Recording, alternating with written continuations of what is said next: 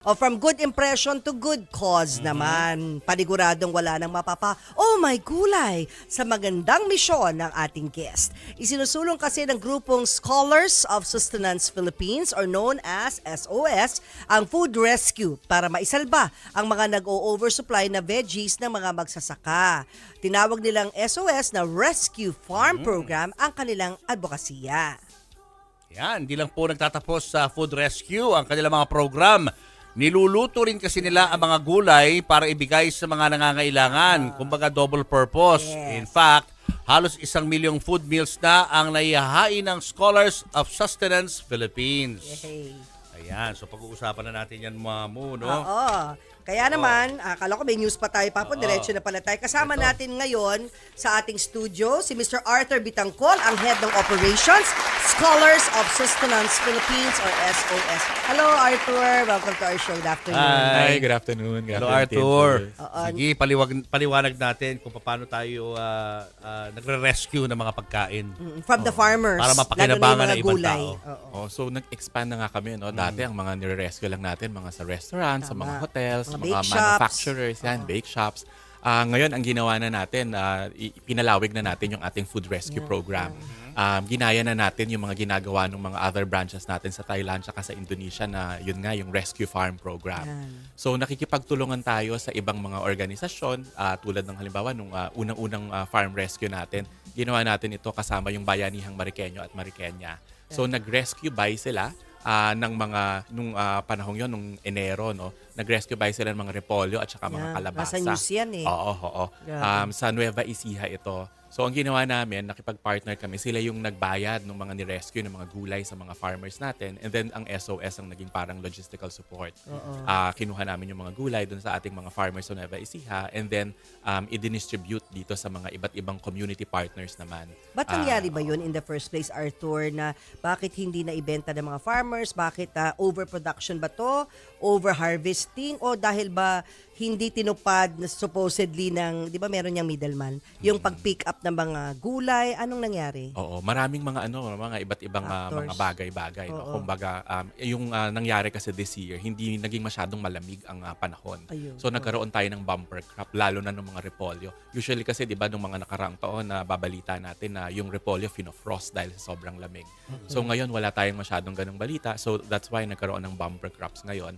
So ito yung nagiging dahilan kung bakit masyadong maraming naaani na mga gulay. So hindi na rin kinakaya na i-absorb ng mga Ng natin, ng market. mga merkado Oversupply. natin. May oversupply. oo. Hindi enough yung market. Hindi enough yung demand. Hindi enough yung demand. Oo. oo. It's supposed to be good sana, no? Sa- Ang dami oo, nating eh. supply ng pagkain pero Kaya nga, hindi eh. naman nabibili ng merkado. Anong reason ba't hindi nabibili? Oo.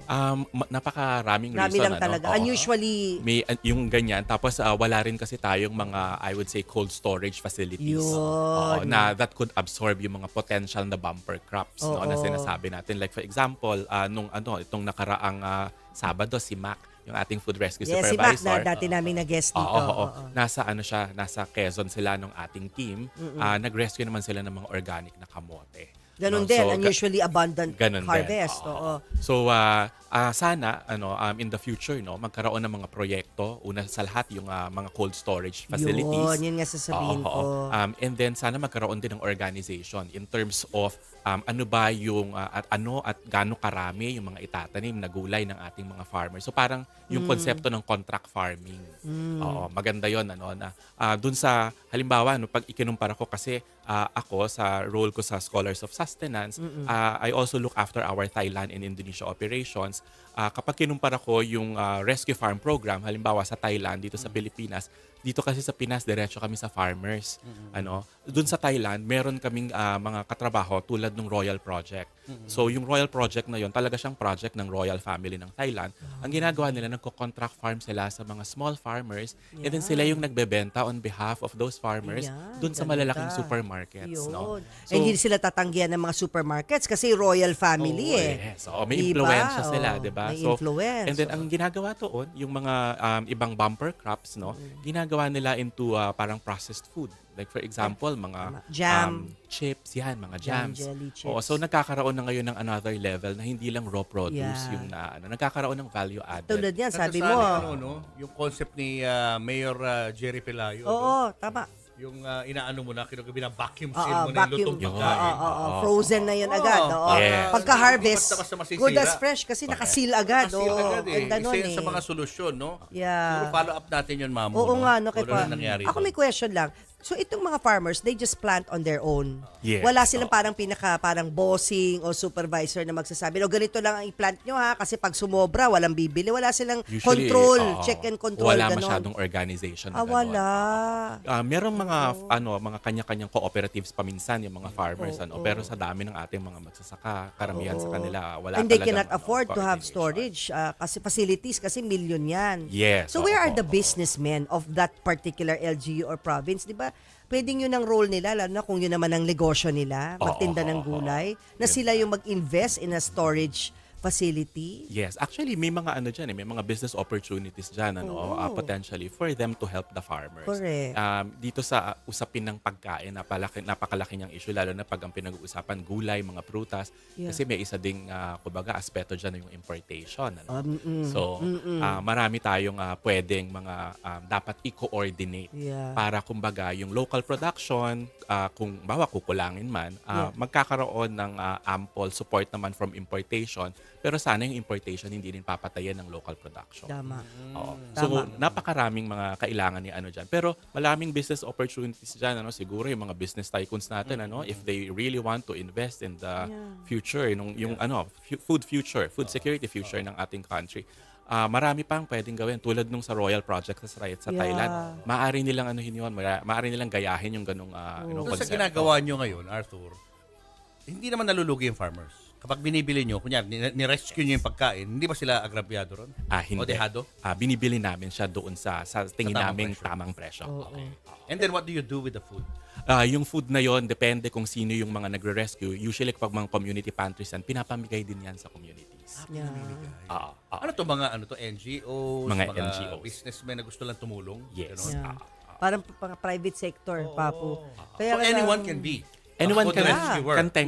technically. Yeah. If you have the financial capability, pwede kang Yeah. bumili sa ating mga farmers. Kasi akala ko, nangyayari lang itong ganito nung pandemic, di ba? Na wala masyadong mobility. Oo. Yung mga Yes, sasakyan. tama. Yung mga Pero truck, hanggang hindi ngayon makala. pala, May ganyan kahit pa, na normal na problem. tayo, meron pa Yeah. rin mga pagkain na hindi Yeah. nabebenta. Pero tingnan mo, kung yung mga farmers na yon, yung sabi nga may abundance in root crop, kamote ba? kamote. Kung sila tuturuan mo paano gumawa ng kamote chips, Sarap, nandun diba? pa lang sa kanila yung patatas. Ay, patatas, kamote. Patatas tuloy, root crop. Kasi kamote, para hindi mabulukan ng kamote, gagawin na nilang chips. Correct. Kung may training, lalo no? na yung mga yung bawal mga repolyo kasi iyon medyo Yung talagang paano ba mabilis gagawin sa siyang repolyo?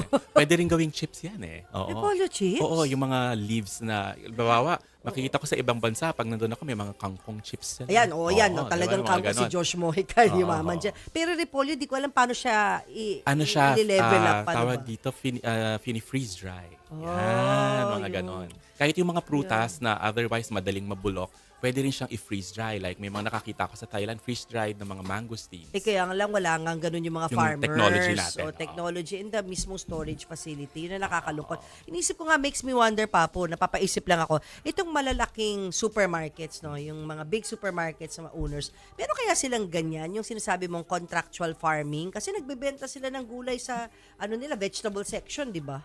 Meron kaya silang ganyan? Would you know? Yung sa contractual farming, sa tingin ko yung sa mga gap na mga mga products, baka yung GAP products na nandun sa mga groceries, baka meron.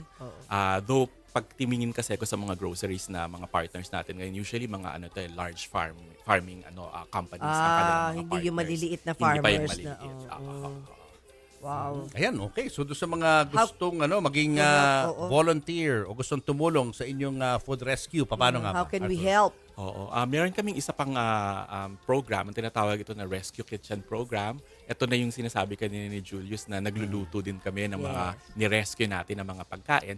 So, doon sa program na yon, ang pwede natin gawin ay kung gusto nilang, halimbawa, yung mga team building sa mga companies nila, mag-sponsor sila ng feeding ng mga communities natin, maaari nilang gawin yan. And then sabi ko nga kanina dun sa isa nating staff dito, no, hindi nga lang yung mga mga companies ang pwedeng tumulong. Halimbawa, halimbawa pag tayo yung mga medyo nasa mga 40s, 50s na. Minsan pag birthday natin, gusto natin na ang celebration yung nakakatulong ka na din. Yeah, true. Pwede rin yun, na mag-sponsor tayo ng feeding, cook with us in our community kitchens. No? Yeah. And then kasama na rin yung pagdi-distribute nun so that they could feel then na kumbaga medyo productive ang Parang kanilang last naging year, birthday. yung Christmas time, nagbigay tayo ng bigas through Mac. Oo. Yes. Can you just remind us na lang every month para, Sige, sige. diba, para we will May send. ano ba kayo? Meron kayong Facebook account? Meron. Paano meron kayo kaming kukontakin Facebook doon? account. Oo. Ang Facebook account namin, at saka yung sa Instagram, ang handle namin ay SOSPH Food Rescue. Yan. Yan, no? Yan nakikita nyo There sa you go. screen. Doon sa mga may sobra-sobrang budget, no? At gustong makatulong sa kapwa, kontakin nyo po sila at be a part of the Food Rescue Program. Para tayo po ay makapag-share ng ating blessings sa kapwa. Yes. Thank you. Make your birthdays meaningful. Yes. Birthdays, milestones, corporate activities, di ba, Papu? Ah. More meaningful through Thank SOS. you. Thank you, Arthur. Good Regards luck sa to inyo, Mac. ah. Thank you. Regards to Mac. Ayan. Okay,